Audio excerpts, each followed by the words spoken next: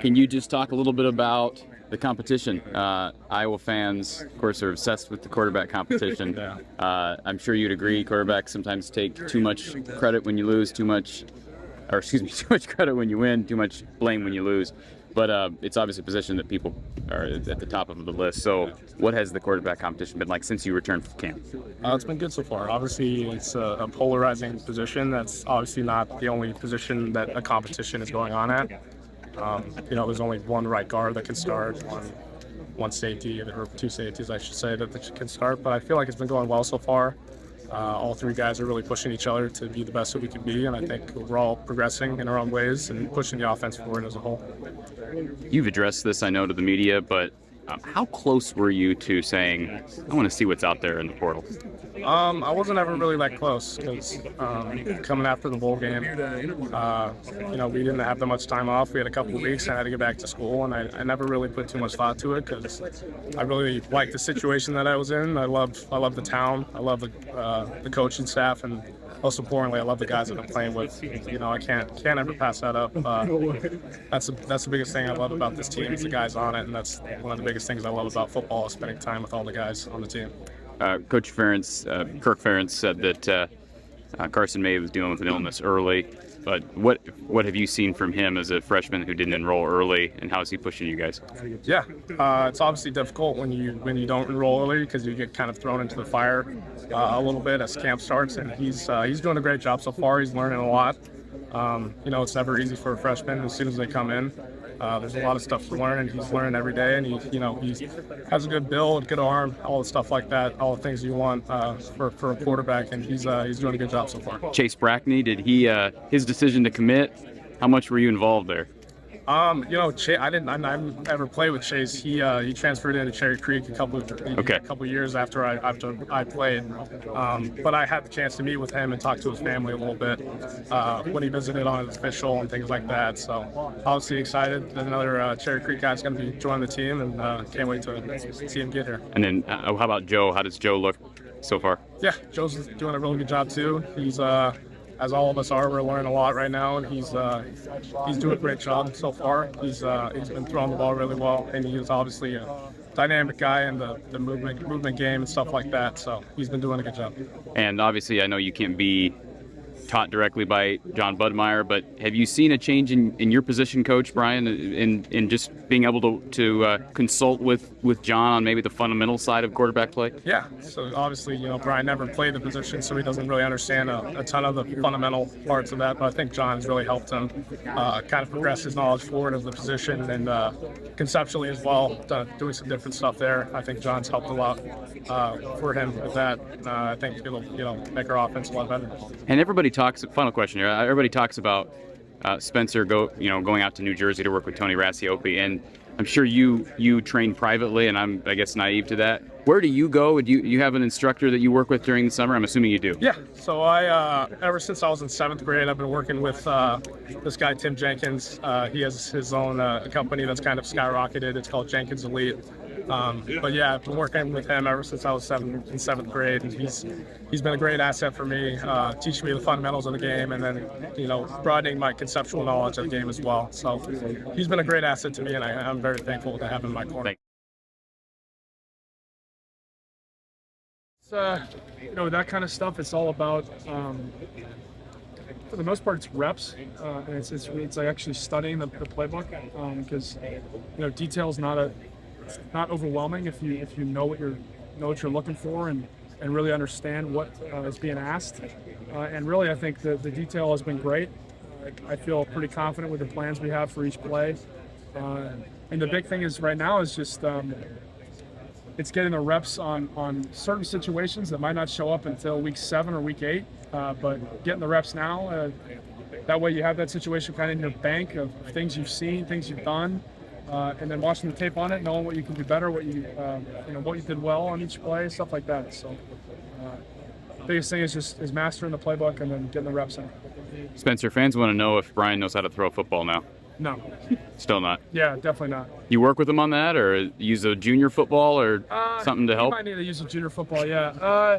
We spend our time probably on better things. like more X's and O's, stuff like that, than teaching him. But we got an off day Sunday.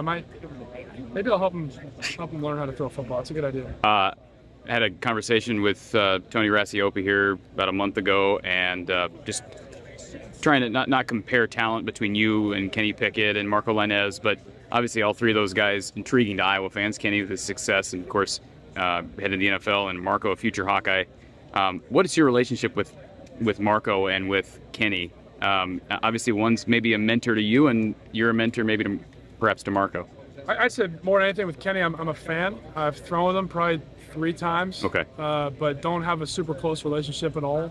But I think with Marco, certainly a mentor in some ways. Helped him a lot in his recruiting process. He's a great kid. I've thrown with him plenty of times when I'm out there. And yeah, I know he's really excited to get out here. He can't wait to be a Hawk. And great kid. He can really throw the ball too. So excited for him. What have you seen with Luke Lachey? How much can he have a bigger role in this? Yeah, and I think Luke's improved quite a bit. I was joking with some guys. His nickname at first used to be Baby Luke because he's like this. He used to be a super long, like kind of like a baby deer almost. And we've lost the baby. It's just Luke. He's making a lot of really nice plays. He's playing really well. He's physical. He's tough. Catches a lot of footballs. He knows how to run really good routes. So I'm excited for him for sure. He's a great kid, and a really really nice player. And I think having Sam in front of him is great. Getting learning the intricacies from a guy like Sam. Really outstanding football player. Is helping Luke, and I'm definitely excited to see what he can do this year.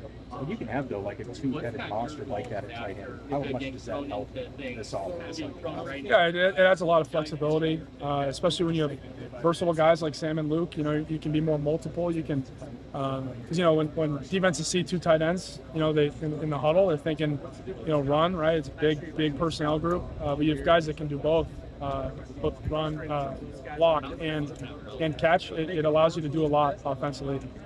Just from an X's and O standpoint, helps us out personnel-wise. So it's great. It's a great opportunity for our football team having 2 guys like that. Where do you feel you've matured the most in the last year? Now that you've obviously played a lot and done this a lot.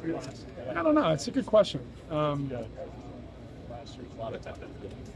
think my process has gotten pretty good, man. I feel like I'm really happy with how I go about my daily business. I feel like I got it down to what I feel helps me prepare the best, whether that be pre-practice or post-practice or leading up to a game. I feel really good about that whole process, which is it's always changing. Learning new. Okay, maybe I got ice my arm this day, but it's always changing. But for the most part, I feel really confident in that process that I've developed.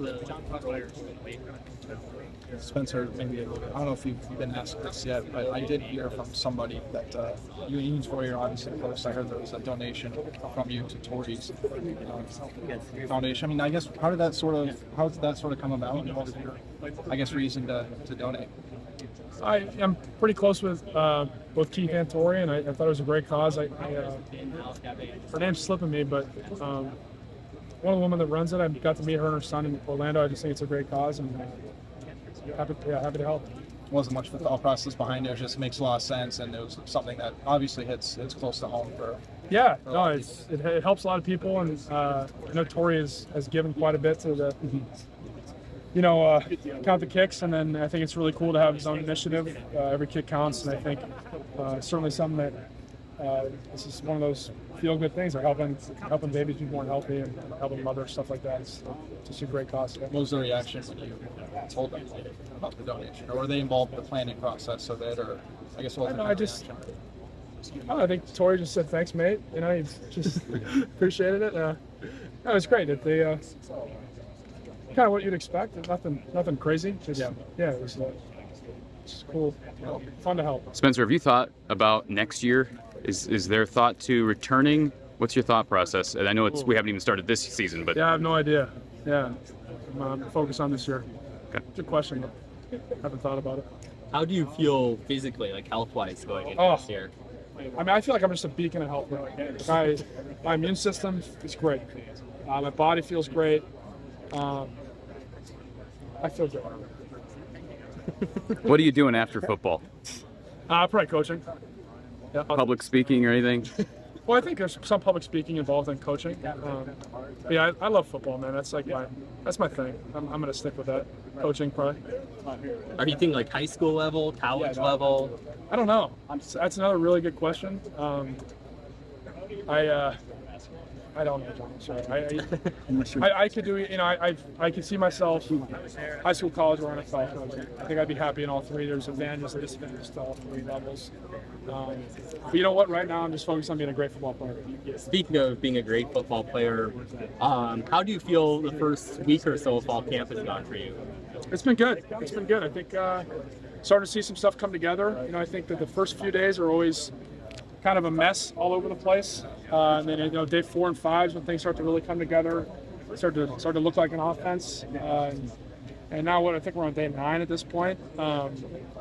I thought we had a really nice practice today offensively, and just the big thing is keeping going.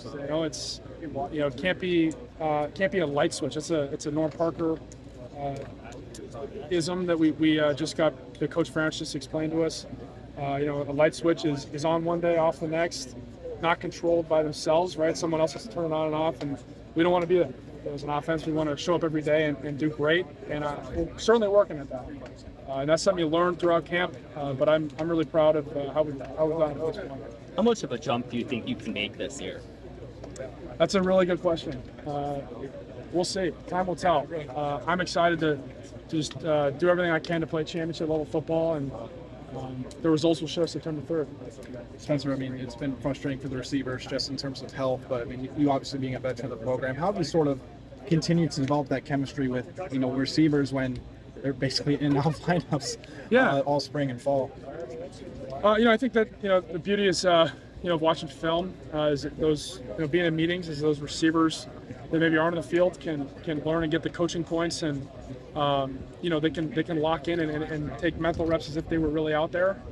It's definitely challenging. There's no substitute for feeling what it feels like to run a route a certain way against a certain coverage or a certain technique from a corner. But a lot of these guys have played a lot of football in their lives, and they can kind of simulate it as best they can, I think. And but we're just excited to get them back out there. These guys are working hard on their recovery and their rehab.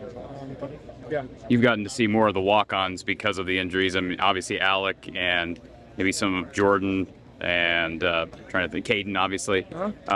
Any of those guys stand out to you as far as guys who you foresee making an impact? I can't give you that now.